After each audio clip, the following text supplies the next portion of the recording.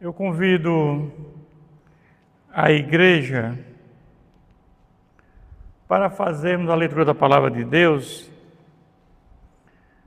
que está no Evangelho de Mateus, capítulo 8.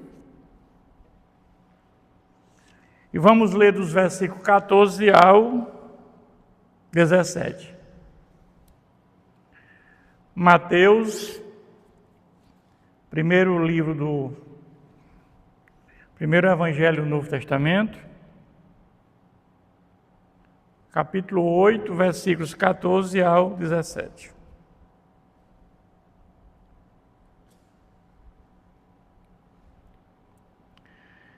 Tendo Jesus chegado à casa de Pedro, viu a sogra deste acamada e ardendo em febre. Mas Jesus tomou-a pela mão e a febre a deixou. Ela se levantou e passou a servi-lo. Chegada a tarde, trouxeram-lhe muitos endemoniados. E ele, meramente com a palavra, expeliu os espíritos e curou todos os que estavam doentes, para que se cumprisse o que fora dito por intermédio do profeta Isaías. Ele mesmo tomou as nossas enfermidades e carregou com as nossas doenças. Amém, irmãos, até aqui?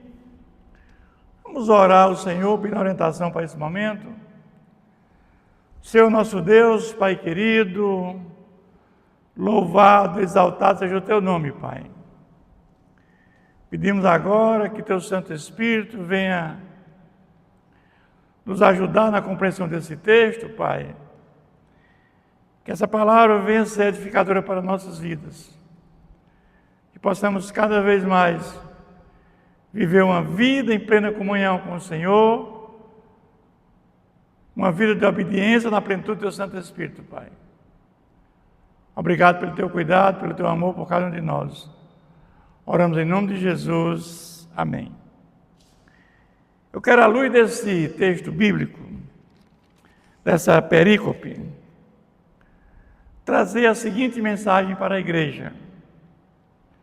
Somente Jesus pode curar a nossa alma. Jesus, ele tinha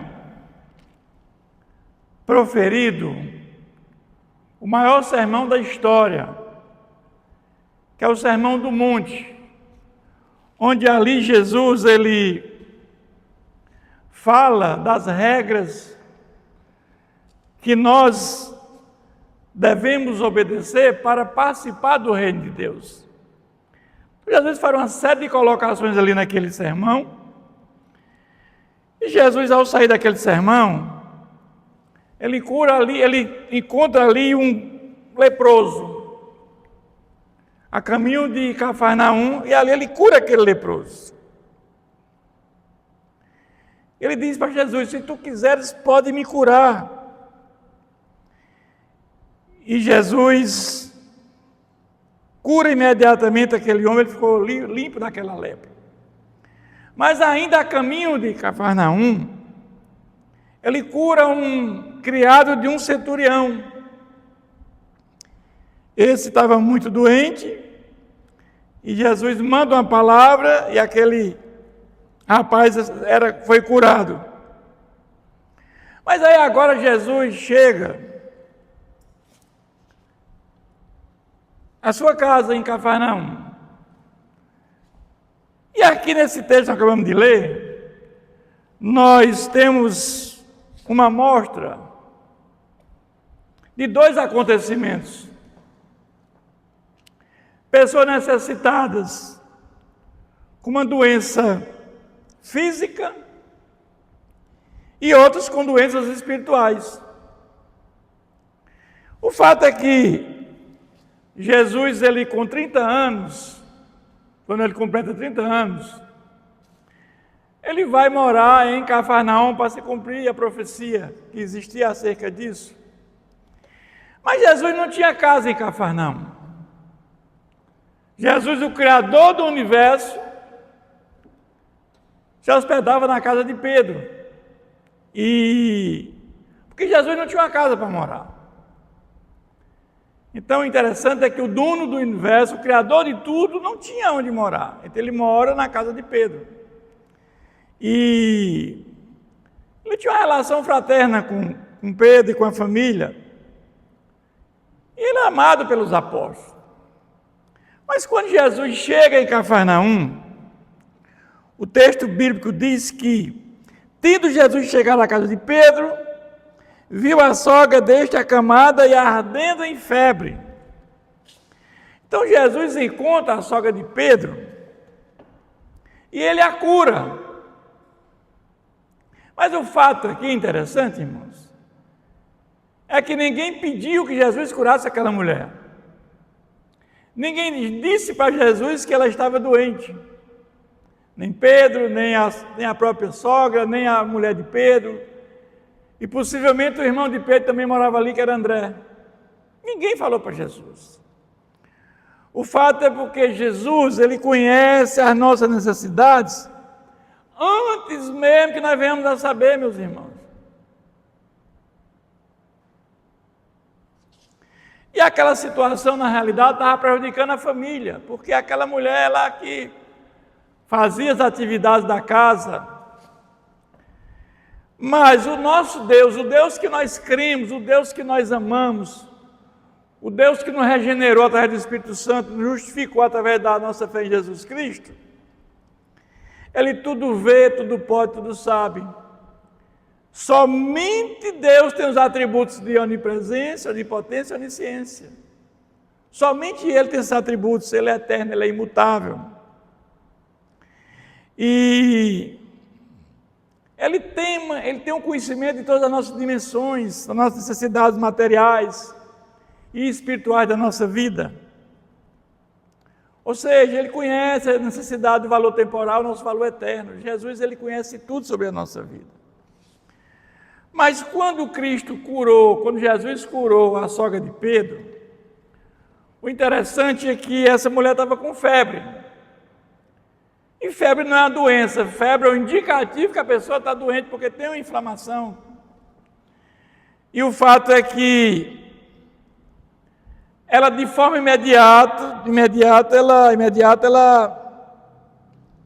não apresentou nenhuma dificuldade, porque normalmente quando você tem uma febre alta, alguma coisa, você fica meio mole, ainda com resquício daquela febre. Ela não teve. Quando Jesus cura, ela fica sarada, imediatamente ela vai fazer suas atividades. A sua rotina diária, ela ali fica uma nova pessoa. Mas o texto diz que após ela ser curada, ela passou a servi-lo. Então você viu que tinha ali uma necessidade dessa mulher ser curada. Mas o fato é que Jesus já tinha feito muitos milagres. Esse era mais um milagre de Jesus. E no final da tarde, possivelmente, essa notícia se espalha que Jesus está ali naquela casa. E muitos buscam Jesus. E ali Jesus cura a todos que estavam endemoniados, como diz o texto. Jesus cura a todos. Não fica ninguém sem ser curado, ninguém. Mas o fato, irmãos, é que Jesus quer ir à sua casa também, do jeito que ele foi à casa ali de Pedro. Mas será que você tem algo que impeça dele andar livremente em sua casa? Será que hoje tem alguma coisa que impeça de Jesus entrar na sua casa, no seu coração? Como Jesus se sentiria em sua casa?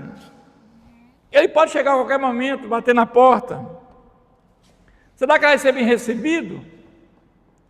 Quantos escutam a palavra de Deus, o evangelho da graça, e não abrem a sua casa, não abrem a porta do seu coração para ele entrar, e morrem sem Cristo, sem o conhecimento da verdade? E isso vai trazer um prejuízo para o resto da sua vida, para toda a eternidade em sofrimento. Mas o fato, irmãos, é quando Jesus está em nossa casa, Ele observa todas as coisas que precisam ser mudadas, transformadas, porque Ele conhece todo o nosso interior. Como Ele fez na casa de Pedro, Ele viu ali uma necessidade, e ali Ele houve uma mudança, Ele houve uma transformação. Ele curou, porque Ele tem o poder de transformar. Devemos abrir a nossa casa, que é o nosso coração, porque do coração procede todas as coisas da vida, palavras, omissões, pensamentos. Nós pecamos por isso, palavras, pensamentos e omissões. Mas Ele pode trabalhar esse coração e transformá-lo. Jesus pode fazer isso, somente Ele pode fazer isso. É como Jesus, Ele fizesse um transplante no nosso coração. Tirasse um coração de pedra e colocasse um coração de carne. E assim Ele pode fazer com ateu, com agnóstico e tantos outros. Quando Jesus manda que o anjo vai até João e escreva para as igrejas da Ásia Menor, e a pior igreja era a Laodiceia, porque tu não és fria e nem é quente, tu és morna, e se achava a melhor, mas era a pior igreja. E ali Jesus disse: eis que estou à porta e bato, se alguém ouvir a minha voz e abrir a porta, entrarei em sua casa, cearei com ele e ele comigo. Então Jesus está batendo a porta. Jesus, Ele quer fazer a obra regeneradora na vida de muitos, mas muitos endurecem o coração, a dura cerviz, e não deixam Jesus entrar, não deixam que Jesus venha fazer essa obra regeneradora. Mas o fato é que esse texto ele traz algumas mensagens para nós. Tipo, o fato de você ser um convertido, de você ter dentro da sua casa, no seu coração, o Espírito Santo, você não está imune de doenças físicas. Ela acontece também no seguidor de Jesus. A sogra de Pedro, com certeza era uma seguidora de Jesus, porque ela convivia com Jesus. Jesus morava naquela casa. Ela sabia dos milagres de Jesus. Então era uma seguidora de Jesus e essa mulher adoeceu, essa mulher ficou enferma. Então o primeiro ponto é que nós mesmos, seguidores de Cristo, convertidos, onde o Espírito Santo habita dentro de nós podemos adoecer. Esse é o primeiro ponto que nós temos que entender. Aconteceu na casa de Pedro, onde não deveria naquela casa ter uma doença, porque Jesus estava ali, mas aconteceu. Mas aqui para nós fica a seguinte lição, que onde Jesus está, tudo muda. Tudo acontece com a permissão de Deus, tudo. Mas o mesmo Deus que permite, Ele também pode curar, sarar, transformar, pode modificar. A ideia de quem é de Jesus não tem doença, como muitos pregam, não tem fundamentação bíblica, irmãos. Se você for de Jesus, se você se converter, venha para Cristo que você não terá mais nenhuma doença. Isso não tem nenhuma fundamentação bíblica. Quem conhece o Evangelho e entregou a vida a Cristo, não passa por sofrimento, isso não é verdade, irmãos, não é verdade. Quem está doente em Cafarnaum é a mulher que hospeda Jesus e que serve Jesus. Serve Jesus. Eu escutei de um pastor uma certa vez, ele dando um testemunho dizendo que o filho de um pastor, ele estudava fora do país, e ele, ao voltar para casa, ele morreu num desastre. O carro bateu, E ele caiu na ribanceira e morreu. E aí tinha o filho de uma outra irmã, né, que também aconteceu um desastre, e que o carro também caiu numa ponte, dentro de um lago, e ele conseguiu sair do carro, e as pessoas que iam passando levaram esse rapaz, e esse rapaz foi salvo. E essa mulher disse para o pastor da igreja: eu quero dar um testemunho, coisa muito forte. E nesse dia estava o pastor que o filho tinha também morrido. E essa mulher disse assim, que Deus cuida daqueles que Ele ama. Não é verdade que há um desígnio eterno, irmãos? Não é que Deus salvou aquele porque Ele amou mais do que o outro. Nossos dias estão determinados por Deus. O Salmo 139, versículo 16 diz: os teus olhos me viram a substância ainda informe. No teu livro foram escritos todos os meus dias, cada um deles escrito e determinado, quando nenhum deles ainda havia. Ou seja, antes da fundação do mundo, antes que nós nascêssemos, que os nossos pais se conhecessem, Deus já sabia sobre nossa vida, tudo sobre nossa vida, o que ia acontecer conosco. Nossos dias estão determinados por Deus. Nós não conhecemos a mente de Deus, os planos de Deus são insondáveis, irmão. Nós não conhecemos a mente do Senhor. O fato é que,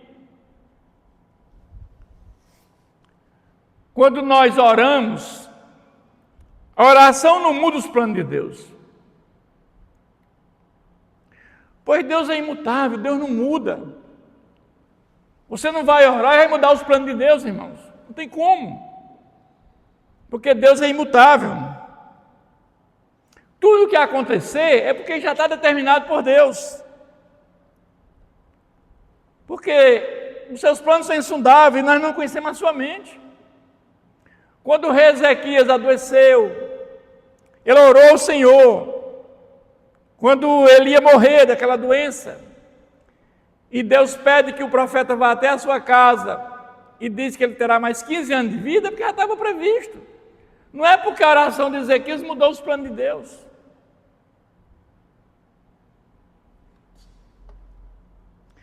Mas o fato é que, quando nós vamos para Romanos 8, 28, tem um versículo que é muito difícil de nós entendermos, irmãos. Sabemos que todas as coisas cooperam para o bem daqueles que amam a Deus, daqueles que são chamados segundo o seu propósito. Então é muito difícil você entender uma perda de um parente próximo, de forma repentina, ainda jovem, e você entender que tudo coopera para o bem daqueles que amam a Deus. Porque Deus sabe tudo, nós temos que apenas entender que Deus é Deus, que nós não podemos ser em nenhum momento contra Deus. Deus é objeto de adoração, não é de estudo, irmãos. Em algum momento da nossa vida, nós vamos entender aquilo que Deus fez, por que Deus fez aquilo. Talvez de imediato nós não vamos entender, mas depois de algum tempo nós vamos entender. Com o passar do tempo nós vamos vendo isso. Vivemos num mundo decaído pelo pecado. O pecado entrou no mundo com a queda do homem. E todos nós somos passíveis de adoecer, todos nós. Porque o pecado atingiu toda a raça humana, nós já nascemos pecadores. Todos nós nascemos pecadores, porque quando Adão e Eva teve o primeiro filho, já eram pecadores. Então toda a raça humana foi atingida. A natureza, os céus, tudo foi atingido com o pecado. Por isso que quando Jesus voltar a segunda vez, haverá novos céus e nova terra, porque tudo foi atingido com o pecado. Mas o fato é que quem conhece o Evangelho de Cristo entregou a vida. Também passa por sofrimentos. Quando nós estudamos as cartas de Paulo, ou Atos dos Apóstolos, Pedro foi livre da prisão, quando estava preso ali, e de repente Paulo recebeu 5 quarentenas de açoite menos 1. Por que menos 1, irmãos? Porque a lei dizia que você não podia ultrapassar as 40. Ou seja, mesmo você sendo inocente, como Paulo era, o pecado não era açoitar Paulo, o pecado era não passar de 40 açoites.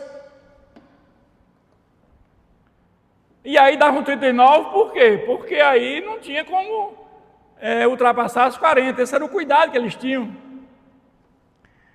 Mas o fato aqui é que são 2 momentos, um foi livre e o outro sofreu muito, apanhou muito. O fato é que é possível um sofrimento físico de um convertido, como aconteceu ali com aquela sogra de Pedro. Mas também espiritual para aqueles que não conhecem a Deus, que não foram regenerados, que não são convertidos. Que a eles estavam possessos, endemoniados. Jesus curou essas pessoas endemoniadas, as pessoas possessas. Porque um convertido, irmãos, que tem o Espírito Santo, ele não pode ter possessão. Nenhum crente pode ter possessão, nenhum crente verdadeiro convertido não pode ter possessão. Por quê? Porque na conversão você recebe o Espírito de Deus no seu coração, na sua vida. Agora, crente pode ter opressão sim, mas possessão nunca. Então esses aqui não eram convertidos, estavam possessos, endemoniados, Jesus curou. Porque aqueles que conhecem o Evangelho da Graça, que receberam o Espírito Santo, não podem ter possessão. Mas como recebemos o Espírito Santo em nossa casa, como é que ele ocupa lugar na nossa casa? Como é que o Espírito de Deus ocupa o lugar na nossa casa, irmãos? Às vezes não temos nem consciência que o Senhor está presente nesta casa.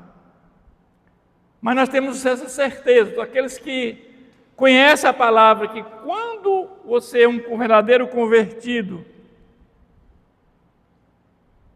o Espírito Santo habita na nossa casa, que é o nosso corpo. Antigamente, lá no Antigo Testamento, Deus habitava em templos humanos, ou seja, lá no templo, no lugar chamado Santo dos Santos. Ali Deus se manifestava, o templo era coberto ali. Mas agora no Evangelho da Graça, Deus passou a habitar dentro de nós, nós somos morada, nosso corpo é morada do Senhor. O nosso corpo é o templo, é morada do Espírito Santo, irmãos.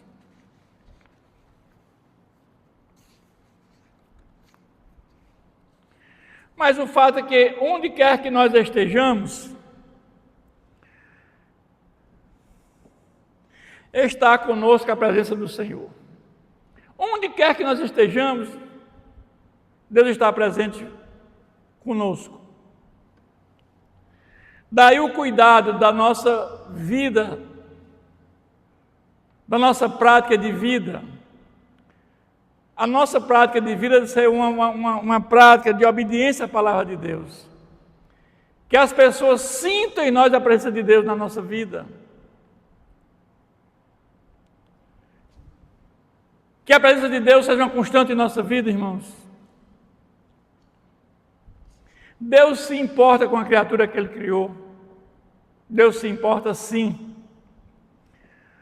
Quando aqueles homens buscaram Jesus, aqueles homens endemoniados, eles foram curados espiritualmente.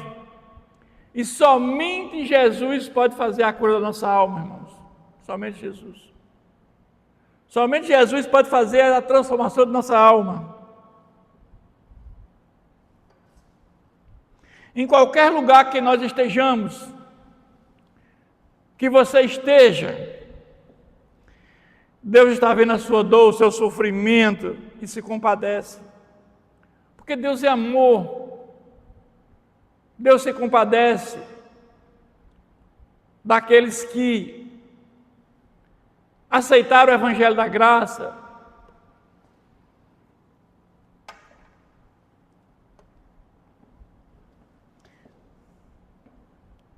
Deus nem sempre intervirá, porque Ele nos deu livre-arbítrio.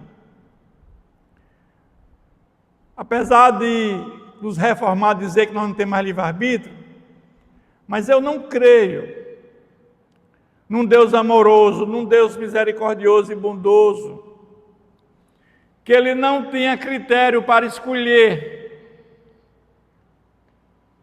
quem vai para o céu, quem vai para o inferno. Eu não creio nesse Deus que não tenha critério. Nosso Deus é soberano, Ele é eterno.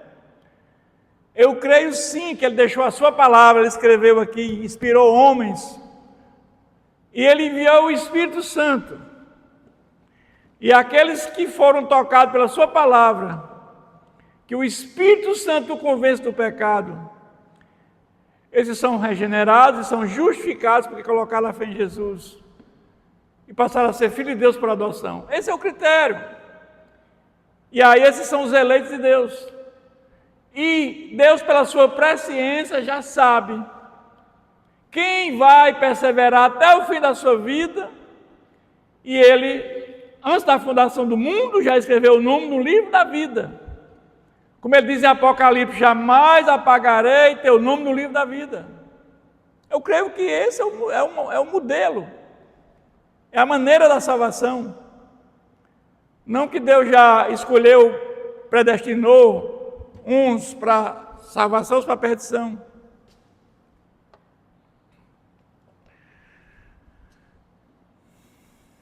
Quando colocamos Deus em primeiro lugar na nossa vida, Ele nos abençoa. Deus quer que nós coloquemos Ele em primeiro lugar na nossa vida. Porque Ele nos abençoa, com certeza, com segurança. Buscar em primeiro lugar o seu reino e a sua justiça, e as demais coisas serão acrescentadas. Mas hoje é o inverso, irmãos. Muitos estão colocando o ter em primeiro lugar, a ganância, o egoísmo. Isso é em função da corrupção que nós vemos, os feminicídios, tudo isso gerando conflitos por conta de dinheiro. A palavra de Deus diz que o amor, o dinheiro é a raiz de todos os males. E o dinheiro é um Deus, é o Deus Mamum. Então esse é o grande problema hoje. Não estão preocupados com o ser, mas com o ter. E quando morremos não levamos nada, somente a nossa alma, tudo fica, irmãos. Devemos colocar tudo nas mãos de Deus com muita fé. Em Hebreus 11:1, a definição de fé é ter a certeza das coisas que se esperam e a convicção dos fatos que se não veem. Eu creio que quanto mais eu conheço a Deus, quanto mais eu conheço a sua palavra, mais eu tenho fé, mais eu tenho confiança em Deus. Então a minha fé é baseada no conhecimento de Deus e na confiança que eu tenho nele. Porque eu coloco tudo nas mãos dele, por quê? Porque eu confio que ele vai fazer aquilo que eu estou necessitado. Mas o que chama a atenção nesse texto é que o amor de Deus é incansável. Ele sempre está pronto para cuidar daqueles que o buscam. Aquela mulher ela não disse para Jesus que estava doente. E Jesus ali observou, Jesus é 100% homem e 100% Deus. E ali ele viu aquela mulher que estava doente. Mas aqueles endemoniados, aqueles homens buscaram Jesus. E Jesus curou a todos. Curou espiritualmente. Só Jesus pode curar a alma. Só Jesus pode fazer isso, ou seja, Ele dá vida espiritual e vida eterna. Só Jesus pode fazer isso. Somente temos vida eterna em Jesus Cristo. Mas esse texto nós podemos tirar algumas conclusões, irmãos, importantes para a nossa caminhada de fé. A cura da alma foca no alívio das culpas, das mágoas, na reconciliação interior, através da fé, e do perdão e da conexão com Deus. A cura da alma é isso. Somente Jesus pode curar nossa alma, somente Ele. Porque Ele nos libertou da escravidão dos nossos pecados.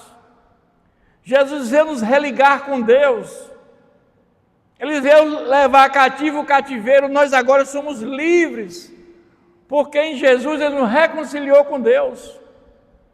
Ele morreu de morte substitutiva em nosso lugar. Hoje nós somos livres, porque todos nós tivemos nossos pecados pagos naquela cruz. Nos seus ombros Ele levou nossos pecados, tornou maldito em nosso lugar. Deixe Jesus entrar em sua casa com liberdade, meu irmão. Assim como fez na casa de Pedro, não permita que ele entre. Não feche as portas para Jesus. Abra o seu coração e deixe que ele entre, que ele vai fazer uma mudança radical na sua vida.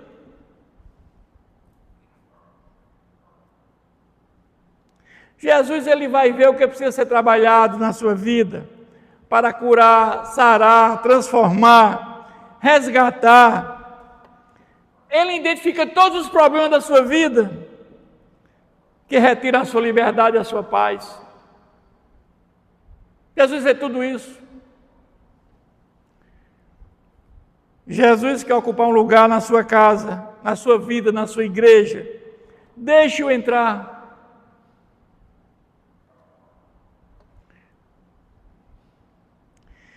Ele fará mudanças profundas a todos aqueles que o aceitam.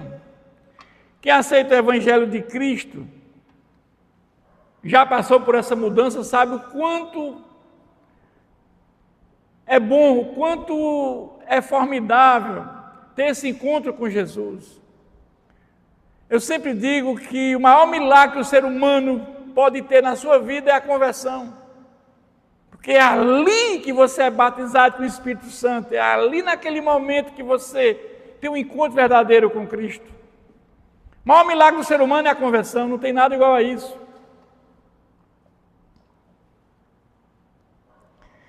Estar aos pés de Jesus é um privilégio de poucos. Poucos. Temos um mundo com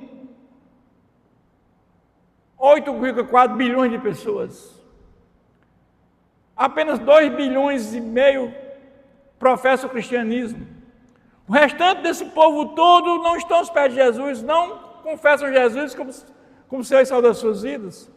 E desses 2,5 bilhões que são cristãos, católicos, ortodoxos e protestantes, poucos estão aos pés de Jesus verdadeiramente. Então aqueles que estão aos pés de Jesus é uma riqueza inigualável. Pois temos paz, alegria e conforto que somente Ele pode nos dar. Somente Jesus pode trazer tudo isso para nós, irmãos. Levaram os endemoniados e doentes na casa de Pedro, porque ali estava Jesus. Eles sabiam do poder transformador de Jesus. E Ele não decepcionou e curou a todos e libertou todos da malignidade. Onde tem luz, as trevas não prosperam, meus irmãos. Jesus é a luz do mundo. Ele disse, eu sou a luz do mundo. E eu quero concluir dizendo, Jesus quer que sejamos novas criaturas, alcançados pela sua graça. Que sejamos pessoas transformadas pelo seu poder transformador. Busque a Jesus enquanto há tempo. Se você ainda não abriu seu coração, ainda não aceitou o Evangelho, busque, porque hoje pode ser sua última oportunidade. Que Deus continue nos abençoando sempre. Vamos mais uma vez agradecer a Deus por este momento. Senhor, nosso Deus, Pai querido, Obrigado pela oportunidade dessa mensagem, Pai, que foi aqui externada para a igreja e para todos aqueles que vão ouvir através das mídias, Pai. Que essa palavra venha, Senhor, de encontro aos anseios de cada um. Que ela possa penetrar no coração daqueles ainda que não te conhecem. E que essa palavra venha ser transformadora para que o Espírito de Deus venha, Senhor, convencer a muitos do pecado. E que cada um venha ter novidade de vida, Pai querido. Nos abençoe em nome de Jesus. Amém.